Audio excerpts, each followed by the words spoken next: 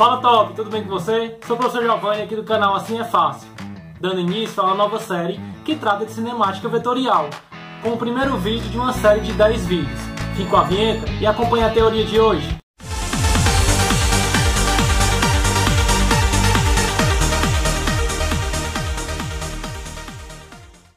Agora nós vamos dar início à série cinemática vetorial, onde nós vamos, com esse conteúdo, poder trabalhar com movimentos em 2 e 3 dimensões.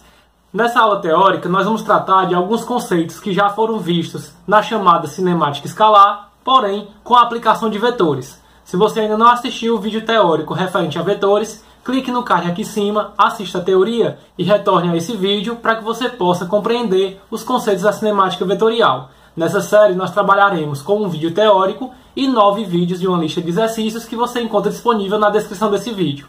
Para assinar a lista de frequência da aula de hoje, não esqueça de se inscrever no nosso canal, marcar o sininho das notificações, deixe o seu like e compartilhe nossos vídeos com todos os seus amigos. Também não esqueça de conferir as 2 dicas de vídeos que serão postadas ao final dessa teoria, juntamente com a vinheta do nosso canal. Acompanhe a teoria de hoje. Como foi dito, o assunto hoje é cinemática vetorial, onde nós podemos interpretar como a análise de movimentos em 2 e 3 dimensões.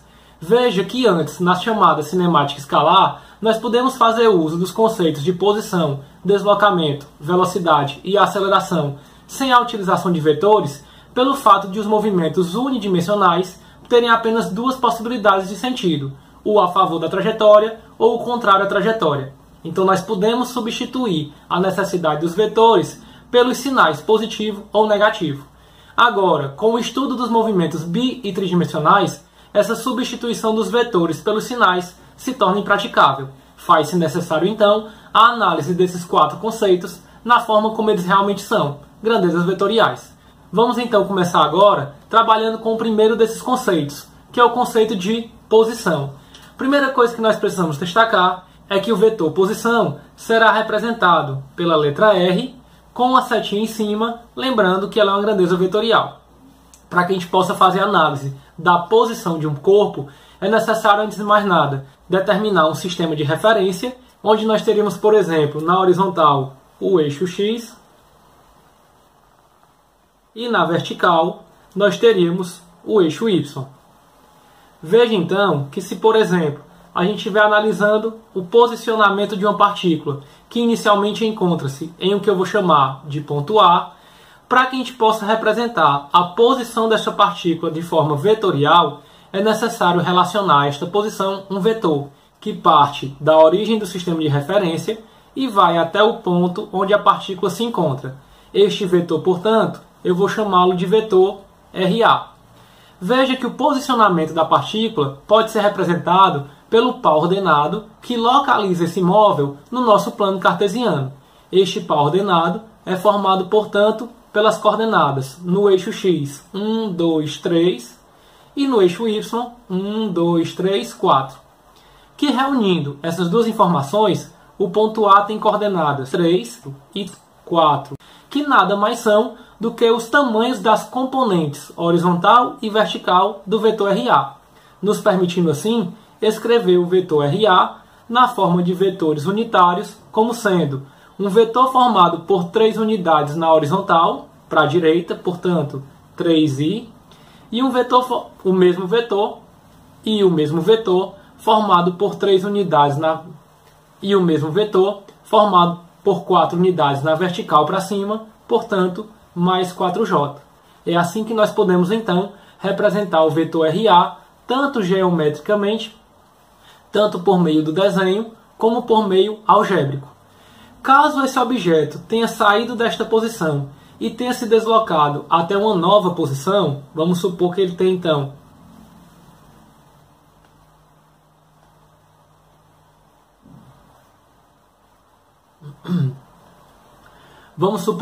que ele tenha descrito este trajeto até esta nova posição, que nós vamos chamar de posição B, onde nesta nova posição B, o novo vetor que irá representar a nova localização desse móvel também parte da origem e vai até o ponto onde o corpo se encontra. Este vetor eu chamarei de RB. Veja que essa nova posição também pode ser representada pelo pau ordenado, que representa as coordenadas onde esse corpo se encontra. Estas coordenadas são, portanto, no eixo X, 3, 4, 5, 6, 7, 8, 9, e no eixo Y, 1, 2, 3. Veja que o par ordenado que localiza então o ponto B seria o par ordenado 9, 3, que novamente representa os comprimentos das componentes do vetor em cada eixo cartesiano. No eixo X tem 9 unidades, portanto, o vetor RB pode ser representado por 9 unidades no eixo X, que é indicado pelo 9i, mais 3 unidades na vertical para cima, mais 3j. É assim, portanto, que nós representamos graficamente e algebricamente os vetores posições ocupados pelo móvel ao longo de um trajeto de seu movimento. É importante salientar que a posição não indica o quanto o corpo se moveu, ele apenas localiza o móvel naquele espaço em que nós estamos analisando o seu possível trajeto. Nós vamos aproveitar os conceitos de posição e vamos agora representar um próximo conceito também muito importante para o estudo da cinemática vetorial, que é o conceito de deslocamento. Esse deslocamento, por definição, nada mais é do que o vetor que vai representar o quanto e o para onde o corpo se moveu. Portanto, também é um vetor, e por se tratar de um segmento de reta orientado, essa é a definição de um vetor, para ele pouco interessa qual foi o trajeto descrito pelo móvel. Vai interessar, portanto, apenas 2 pontos: de onde ele partiu, para onde ele foi. Veja que no nosso exemplo, o móvel partiu do ponto A e foi para o ponto B. Podemos então assim afirmar que o deslocamento descrito pelo móvel é um vetor que parte do ponto A e vai até o ponto B. Este, portanto, é o nosso vetor deslocamento, que, por definição, pode ser representado pela diferença do vetor posição final menos o vetor posição inicial. Veja que, em termos de conceitos, ela é muito semelhante ao deslocamento escalar. A única diferença é que, nesta subtração, nós estamos subtraindo 2 vetores. Portanto, é necessário efetuar a subtração vetorial, que diz que o vetor diferença é dado por um vetor que parte da extremidade do vetor negativo e vai até a extremidade do vetor positivo. Veja que se o vetor negativo é o vetor posição inicial, o vetor tem que partir desta posição, como nós já fizemos, e ir até o final do vetor positivo, que é a posição final, exatamente como está representado na figura. Uma outra forma de você obter o vetor deslocamento para este exemplo em particular é você subtrair os vetores na forma de vetores unitários, pegando o vetor posição final e subtraindo o vetor posição inicial, nos dando, portanto, que o deslocamento para este movimento seria 9i menos 3i, 6i. Isso quer dizer que este vetor possui 6 unidades na horizontal e para a direita, 3j menos 4j menos 1j ou simplesmente menos j, indicando que ele possui uma componente vertical para baixo de 1 unidade. Conferindo no desenho que nós já fizemos, nós temos um vetor que parte do ponto A e vai até o ponto B, percorrendo horizontalmente 1, 2, 3, 4, 5, 6 unidades na horizontal para a direita e verticalmente 1 unidade para baixo, exatamente como os vetores unitários indicam. Um fator que é muito importante a gente observar é que surge a partir de agora 2 conceitos que podem ser considerados como diferentes, que é o conceito do vetor deslocamento e o conceito da distância percorrida. A distância percorrida subentende-se que nada mais é do que o quanto efetivamente o corpo andou. Portanto, ela depende da trajetória descrita pelo móvel. É todo o comprimento da trajetória. No nosso exemplo, a distância percorrida seria o comprimento desta linha pontilhada. Já o vetor deslocamento, ele possui como módulo o valor do vetor que indica de onde o corpo saiu para onde ele foi. Por se tratar de um segmento de reta, nós podemos destacar que o vetor deslocamento ele terá sempre um valor menor ou no máximo igual à distância percorrida pelo móvel. Quando seriam valores iguais? Somente em movimentos retilíneos e de um sentido apenas.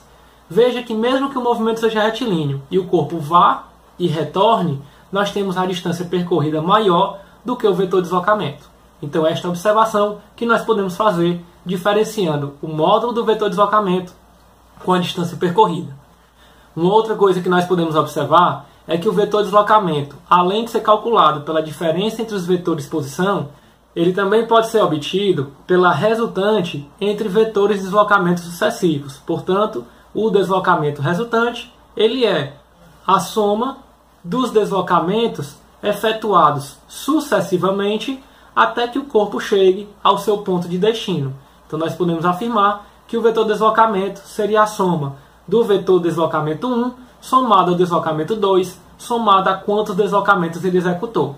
Por exemplo, se para sair do ponto A e ir até o ponto B, ele executou um deslocamento, depois um segundo, depois um terceiro e finalmente um quarto, a soma desses vetores corresponde ao deslocamento resultante. Então as duas formas nos possibilitam calcular o vetor deslocamento. Fica agora com o próximo conceito da cinemática vetorial.